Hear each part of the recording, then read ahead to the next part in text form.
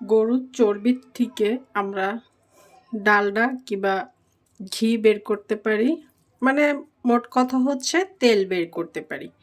আর এই তেলটা দিয়ে আমরা কিন্তু অনেক ধরনের খাবার রান্না করতে পারি। সেটা কিন্তু আপনার ভোজ্য তেলের থেকেও খুবই ভালো হবে রান্নার স্বাদ। আর এই যেখানে আমি বেশ অনেকটা পরিমাণ চর্বি নিয়েছি, চর্বিগুলো একদম সলিড থাকতে হবে। এখানে কোনো ধরনের মাংস কিংবা আপনার খারাপ কিছু থাকা যাবে না, মানে রক্তও থাকা যাবে না, তাহলে কিন্তু যে তেলটা আমরা বের করব ওই তেলটা ভালো হবে না। আমি এখানে একদম সম্পূর্ণ সলিডটাই বের করে নিছি, কেটে পরিষ্কার করে নিছি। আর এখন আমি কিছু জিনিস দিয়ে দিচ্ছি, এগুলো অবশ্যই দিতে হবে।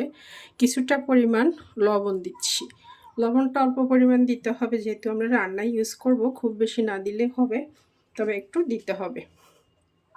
এখন দিচ্ছি কিছু মশলা। মশলার মধ্যে খুব বেশি মশলা দিব না আমি, দারুচিনি, এটার থেকে একটা ফ্লেভার বের হবে, এটা কিন্তু বেশ দরকার, দিতে হবে। তারপর দিচ্ছি 4টা তেজপাতা, তেজপাতাটাও দিতে হবে, আর 4টা এলাচি। এগুলো দিয়ে এখন আমি চুলোটাকে জ্বালিয়ে দিচ্ছি।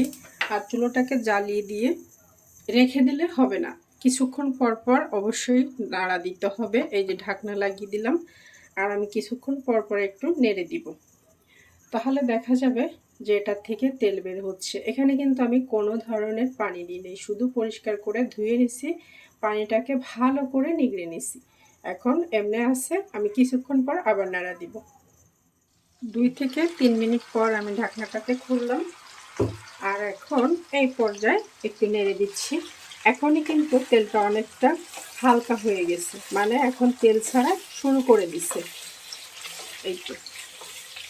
আর এভাবে করে কিছুক্ষণ একটু ঢেকে রাখতে হবে। বাকি প্রসেসটা আমি দেখিয়ে দিচ্ছি। অবশ্যই একটু নেড়ে দিলে এই যে এটার ফ্লেভারটা ভিতরে ঢুকে যাবে। আবার ঢেকে দিব। আচ্ছা, এখন কিন্তু আমাদের অনেকটা তেল বের হয়ে গেছে। এই পর্যায়ে আমি ঢাকনাটাকে সরিয়ে রাখলাম, আর এই যে তেল কিন্তু অনেক, আলহামদুলিল্লাহ। আর এই তেল কিন্তু আমি একা খাবো না, এটা আমার আত্মীয় স্বজনকে একটু দিব, যেহেতু আমি অনেকগুলো তেল বের করছি। আর এখন আর ঢাকনা দেব না, এখন শুধু আমি দাঁড়িয়ে থাকি, মানে চুলোর কাছে দাঁড়িয়ে থেকে এরকম নেড়ে চেড়ে এই অংশটাকে যতক্ষণ ভাজা ভাজা না হয় ততক্ষণ আমি নেড়ে চেড়ে রান্না করব, মানে চুলোর কাছে থাকতে হবে এই পর্যায়ে। আর চুলোর আঁচটা মিডিয়ামে দেওয়া আছে, হ্যাঁ মিডিয়ামে দেওয়া আছে। লাস্টও দেখিয়ে দিব। আমাদের কিন্তু তেলটা বের হয়ে গেছে, এখন আমি চুলো অফ করে দিলাম।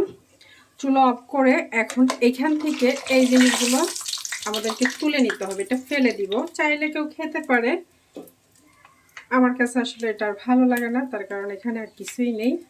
এই যে এটাকে আমি তুলে নিচ্ছি। চাইলে আরও কিছুক্ষণ চুলোতে রাখা যেত, তাহলে কিন্তু আরও তেল বের হইতো। তো আমি আর চাচ্ছি না, আসলে আমার থেকে খারাপ লাগতেছে। এই যে সবগুলোকে তুলে নিয়ে তারপর আমরা তেলটাকে ছেঁকে নেব। এখানে কিন্তু অনেকগুলো তেল হয়েছে, সবগুলোকে আমি তুলে নিয়ে একটু ছেঁকে নিচ্ছি। আর দেখতেই পাচ্ছেন কত তেল। আমাদের তেল কিন্তু রেডি। এখন আমি এটাকে ছেঁকে রেখে দিব।